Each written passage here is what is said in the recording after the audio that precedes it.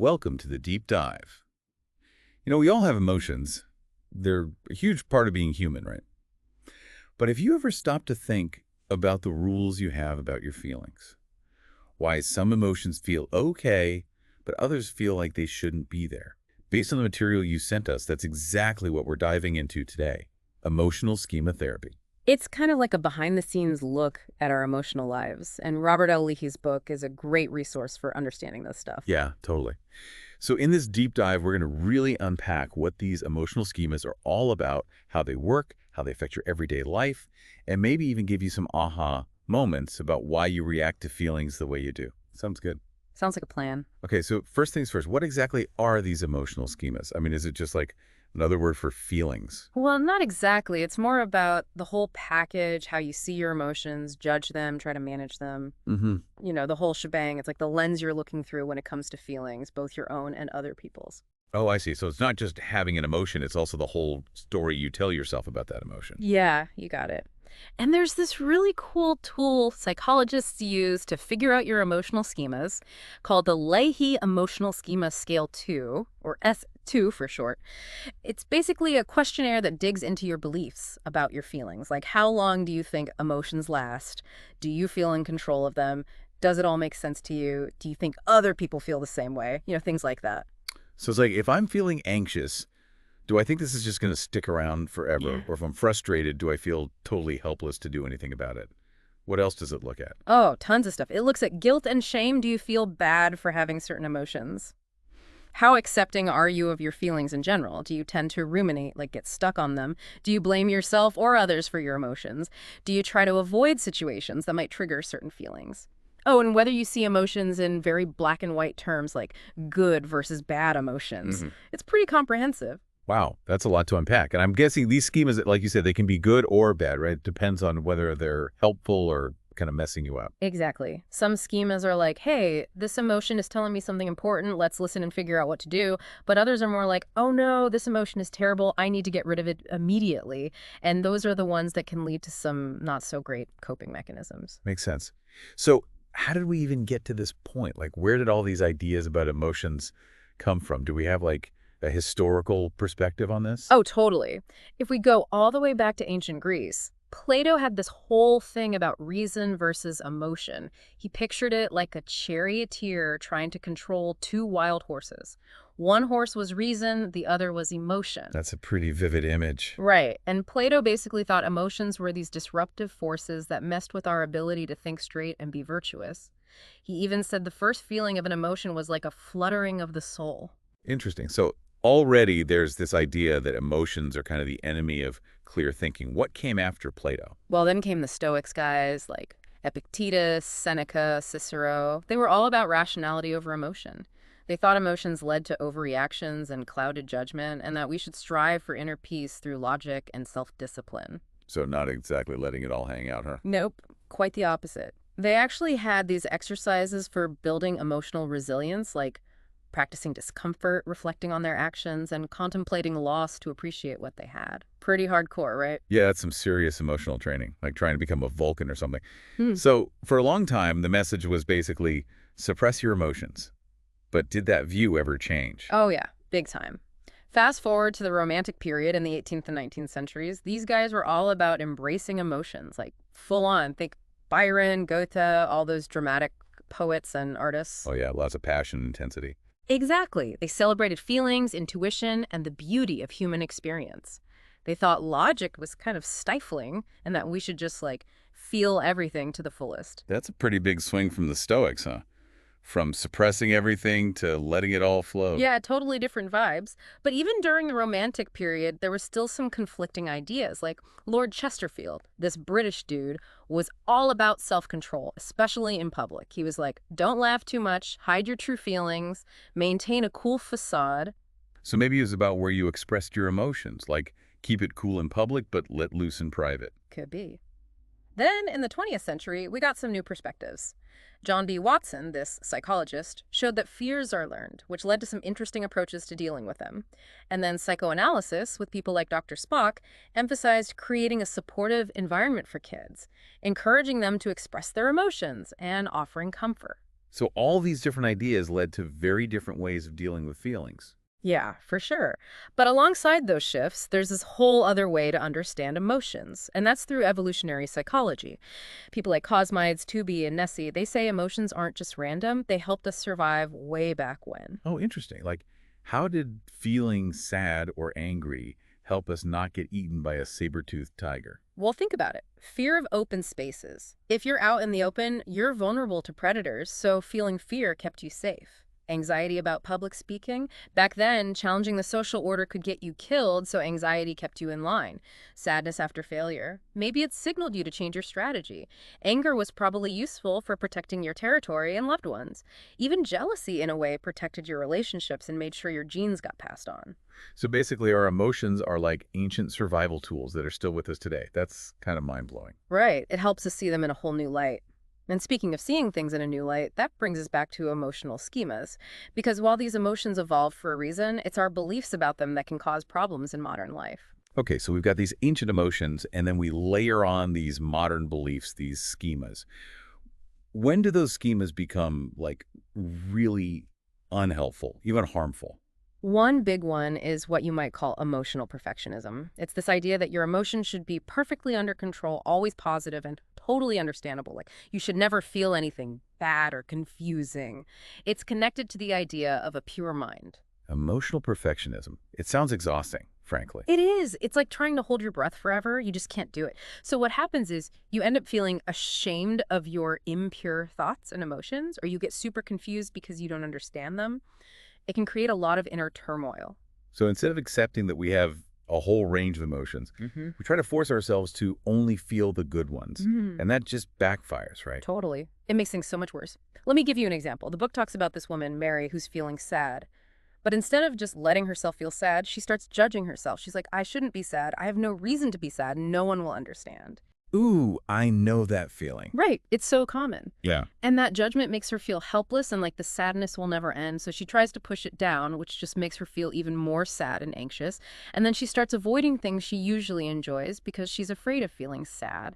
She isolates herself and she starts ruminating, thinking, what's wrong with me? Why am I like this? And of course, all that rumination just makes her feel worse. It's like a downward spiral. The more you fight the emotion, the stronger it gets. Are there other specific schemas that tend to pop up a lot? Oh, tons. One is blame. Some people blame everyone else for how they feel. It's always someone else's fault. You made me feel this way. Yep, exactly. Then there's rumination, which we saw with Mary getting totally stuck in those negative thoughts and feelings, asking yourself the same questions over and over again. Why am I so anxious? Why can't I be happy like everyone else? Exactly. And then there's this belief that you have absolutely no control over your emotions. Like, they just happen to you, and there's nothing you can do about it. That's a scary feeling. It is. Yeah. And research shows that it can lead to people being really risk-averse and inflexible.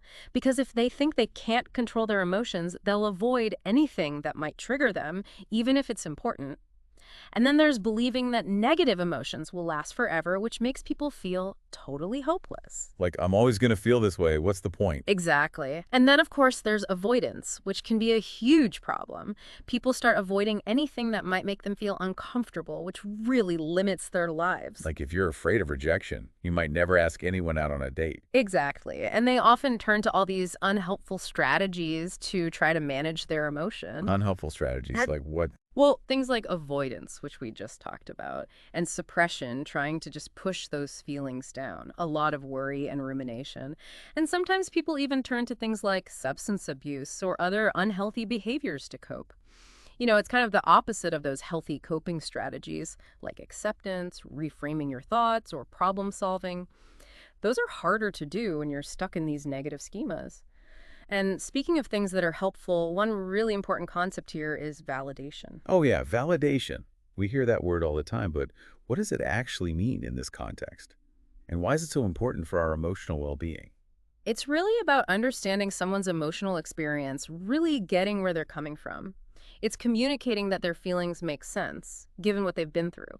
And it's not just about acknowledging that they're expressing an emotion, it's about making them feel truly understood. So it's not just saying, oh, I see you're angry, but more like, I can understand why you'd be feeling angry right now. Yeah, exactly. And research shows that when people feel validated, their whole outlook on emotions tends to be more positive. They're more likely to believe they can express their feelings, that their feelings won't last forever, that other people might feel the same way, that their emotions are understandable and that they have some control over them. They're also more accepting of their emotions and more comfortable with mixed feelings. And all that leads to less rumination, less blame, and even fewer symptoms of things like depression and anxiety. So it's pretty powerful stuff. Wow, that's amazing. Validation can really make a huge difference. So what about the flip side? What happens when someone's emotions are not validated? Well, that's called invalidation, and it can be really damaging. It's basically ignoring, dismissing, or even ridiculing someone's feelings. And it can make people feel worse, more negative emotions, more stuck in those unhelpful schemas, and just generally struggling to cope. It's like their reality is being denied, and it can be really isolating. I can imagine. It's like, what's wrong with me? Why doesn't anyone understand? Exactly. And in therapy, there are specific steps to validation. First, you rephrase what the person said to make sure you understand. Then you empathize. You try to really feel what they're feeling. And then you find the truth in what they're saying, acknowledging their perspective. And finally, you explore. You ask questions to help them understand their emotions even better. Those steps sound helpful for any relationship, not just therapy. So what happens when people aren't validated? How do they cope with that? Well, some people escape into fantasies where they imagine a world where they are understood. Others try to intellectualize their feelings. They deny their emotional needs and try to be super rational because they think emotions are weak or pointless. It's all about trying to protect themselves from further hurt and rejection. It makes sense now. Going back to those schemas, how can we start to address them? Like, what about that feeling that your emotions don't make any sense, that you're going crazy? That's comprehensibility. And with that one, it's about exploring the beliefs that come up. Do you think you're losing it because your emotions feel illogical? It's important to remember that there are many reasons why we feel things: our biology, our thoughts, our experiences, all sorts of stuff. Looking for one perfect explanation can lead to a lot of unhelpful rumination.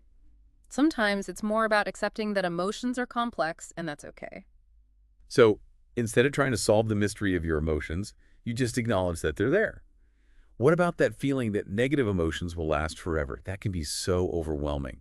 Addressing that belief, the duration schema, is super important. Because if you think a feeling will never end, it's hard to tolerate it. We can start by questioning that belief, like, okay, you feel this way right now and it's intense, but what makes you think it'll last forever? Do all your feelings last forever?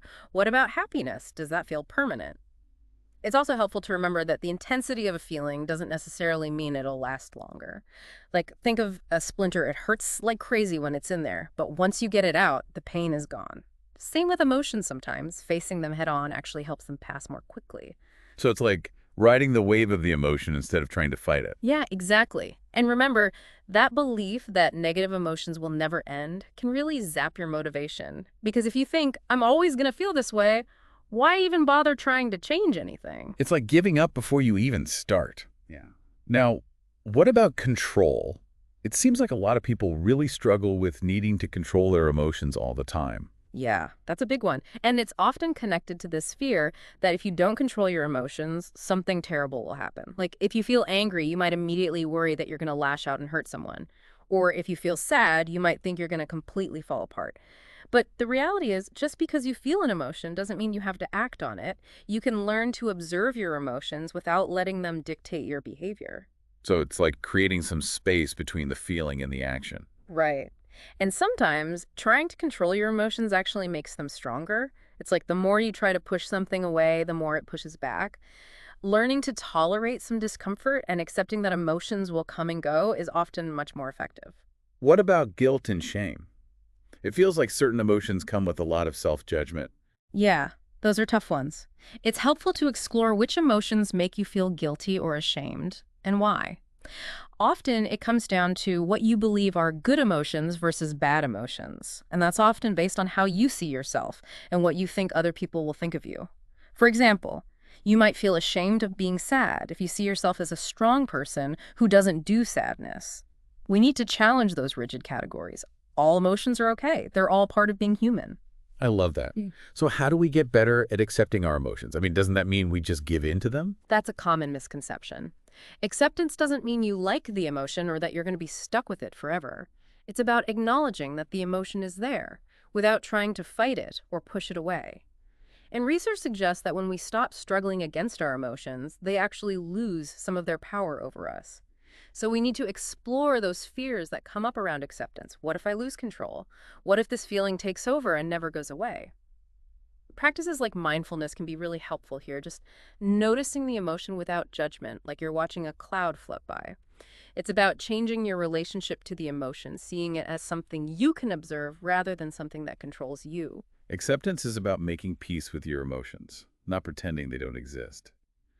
Now, another tricky area the material you shared talks about is intolerance of ambivalence, basically the struggle of having mixed feelings. Yeah, that's a big one. A lot of people get really uncomfortable with feeling like happy and sad at the same time, or excited and nervous. It comes back to that desire for a pure mind. We want to feel one clear emotion at a time, and any kind of contradiction feels wrong. So it's like we think we have to pick a lane emotionally. But what's so bad about having these mixed feelings? Isn't that just like normal? Well, trying to force yourself to feel only one way can lead to a lot of dissatisfaction and overthinking. You might constantly ruminate, worry about the future, and miss out on enjoying the present moment because you're too busy trying to sort out your feelings. On the other hand, embracing ambivalence can make you more accepting of reality, more appreciative of what you have, and ultimately a better decision maker. So paradoxically, accepting those mixed feelings actually makes life feel less complicated. It can. And when you can't tolerate ambivalence, it can lead to some pretty unhelpful behaviors. Like indecision, you're always waiting for more information to make the right choice, and you end up missing out on opportunities. Or you ruminate endlessly, trying to figure out how you really feel. You might constantly seek reassurance from others, or even test them to try and resolve your own uncertainty. And then there's the self-criticism, beating yourself up for feeling ambivalent in the first place. Sounds like a recipe for stress. So how do we get better at embracing the gray areas of our feelings? Well, we can start by really looking at the costs and benefits of not tolerating ambivalence. And we can challenge that belief that we need to feel completely good about our decisions. Like, how often in life do you actually feel 100% certain about something? It's pretty rare, right? Most of the time, there are pros and cons to every choice. Now, that's okay. Exactly. And it's helpful to remember that even if you make a bad choice, it's not the end of the world. You can usually adjust, learn from it, and move on. It's all about recognizing that life is messy and unpredictable, and that's okay. Okay, I'm starting to get this.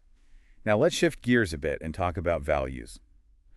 The material you sent mentions connecting our emotions to the things we care about most in life. That's a really important piece of this. It's about recognizing that our emotions aren't just random.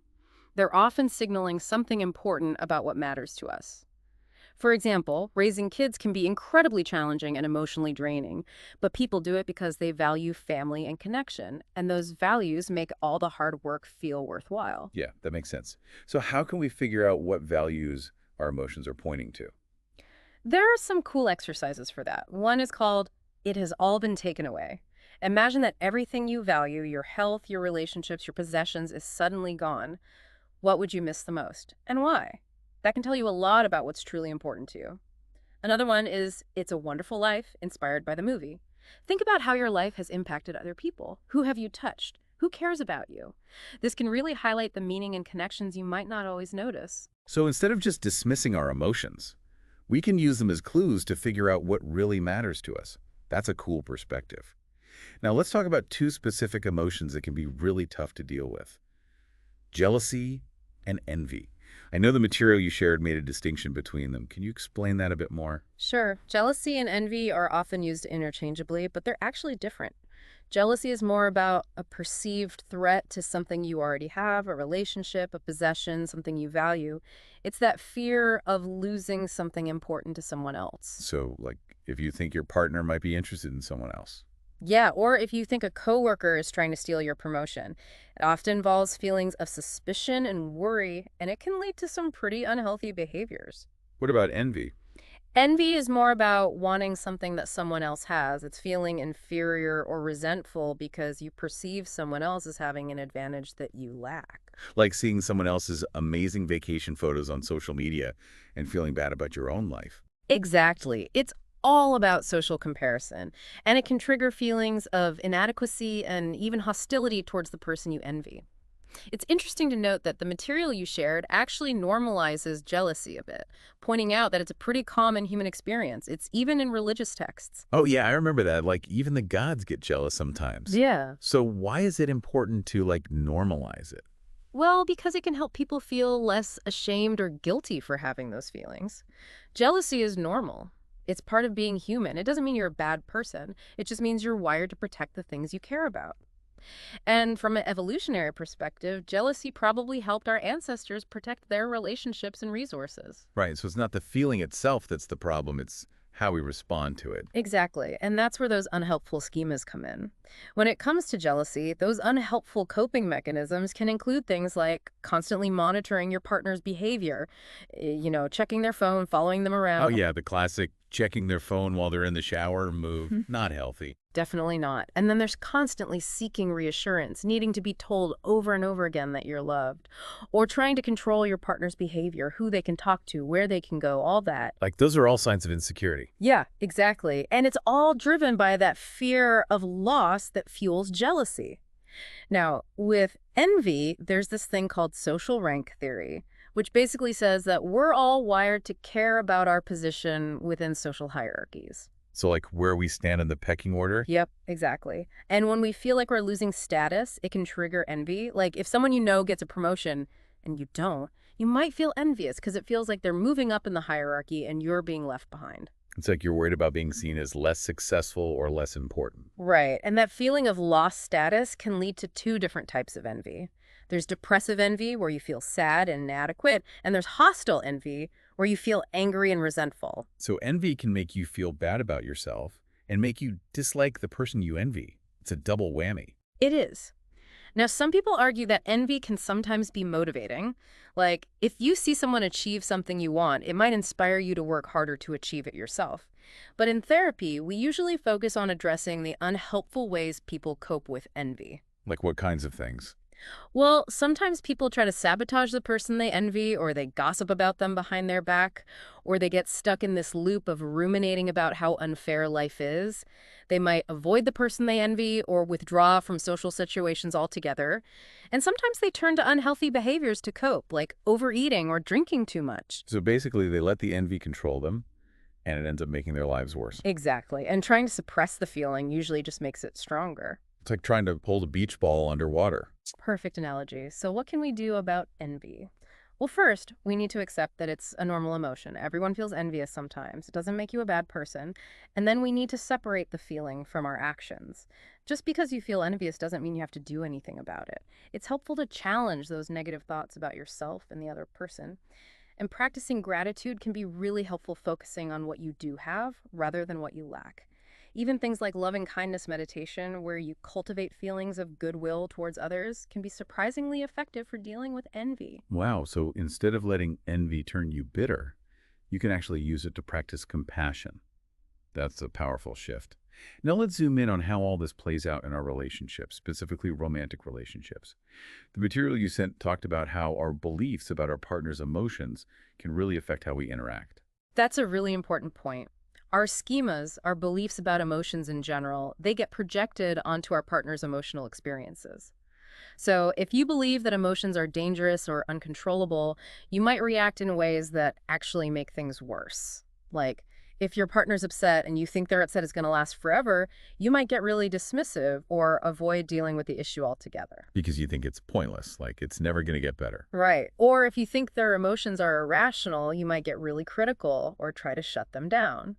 And if you don't believe in consensus, like you think their emotions are weird or unusual, you might start labeling them as too sensitive or overreacting. Which, of course, just makes them feel worse. Exactly. It creates this whole dynamic of misunderstanding and invalidation. So how do we avoid that? Well, just like in any other relationship, validation is key. When your partner feels heard and understood, it creates a sense of safety and connection, and that allows them to process their emotions in a healthy way. So instead of trying to fix their feelings, we just listen and try to empathize, even if we don't totally get it. Exactly. And the material you sent also talked about this thing called winner-loser scripts in arguments, which can be really toxic. Winner-loser scripts, what are those? Well, it's when couples get into these arguments where the goal isn't to understand each other, but to just win. It's like they're trying to prove who's right and who's wrong, and they're not really listening to each other at all. So it becomes a battle of who's the victim and who's the villain. Exactly. And those kinds of arguments often come from these negative schemas like believing your partner shouldn't feel the way they do, or that their emotions are unimportant, or that one person always has to be right and the other one has to be wrong. It sounds like a recipe for resentment. It is. It creates a lot of distance and disconnection. And there are a couple of specific behaviors to watch out for. One is contempt, which is basically showing your partner disrespect, like rolling your eyes, making sarcastic comments, being dismissive. It's a really damaging behavior. It's like you're saying your feelings don't matter to me. Yeah, and the irony is the person showing contempt often knows they're being hurtful, but they don't know how else to respond. They just get overwhelmed by their own negative schemas. Another problematic behavior is overly rapid problem solving, which it's often well-intentioned, you just want to help. But if you jump in to fix things before your partner feels heard and validated, it can make them feel like you're dismissing their emotions. So it's like saying, just get over it already. Right. So it's important to prioritize understanding and connection first, and then try to problem solve together. Okay, finally, let's talk about how all this shows up in the therapeutic relationship. How does therapy actually address these emotional schemas? That's a great question, because the relationship between therapist and patient can be a microcosm of all their other relationships, right? All those schemas and past experiences of validation and invalidation can come into play. Absolutely. And how the therapist responds to the patient's emotions can either reinforce those negative schemas or help them develop new, more helpful ones. So if someone's used to having their feelings dismissed, and then their therapist does the same thing, it just confirms that belief that their emotions aren't valid. Exactly. And it's important for therapists to be aware of their own schemas and sensitivities so they don't accidentally invalidate the patient. Like, if a therapist is uncomfortable with sadness, they might unintentionally minimize a patient's grief. That's called schematic mismatch, when the therapist's own stuff gets in the way of helping the patient. So self-awareness is key. Makes sense. So how does a therapist create a safe space for the patient to explore their emotions? Well, by consistently validating the patient's feelings, the therapist helps them see that emotions aren't dangerous or something to avoid. It allows the patient to express themselves freely and to start connecting their emotions to their deeper needs and values. And ultimately, it helps them challenge those unhelpful schemas that are causing them so much pain. So the therapeutic relationship itself becomes a model for healthier relationships in general. That's a great way to put it. And it's important to remember that the goal of therapy isn't to eliminate all negative emotions. That's impossible. The goal is to help people live richer, more fulfilling lives, even with all the ups and downs that come with being human. That's a beautiful way to end our deep dive. So to sum it all up, understanding your emotional schemas, those beliefs and rules you have about your feelings, can really change the game. It can help you understand yourself so much better, and it can give you the tools to create a more positive relationship with your emotions. And remember, emotions themselves are not good or bad. They just are. It's our schemas that make them feel good or bad, and those schemas can be changed. Totally. So as you go through your week, pay attention to how you react to your emotions and to other people's emotions. Notice those schemas in action. It's all about awareness. Exactly. And on that note, here's a final thought for you to ponder. How have the messages you've received about emotions throughout your life, from your family, your culture, or society in general, shape your own emotional schemas? And what possibilities open up when you start to question those beliefs? Thanks for joining us on this deep dive into emotional schema therapy. It was my pleasure. See you next time.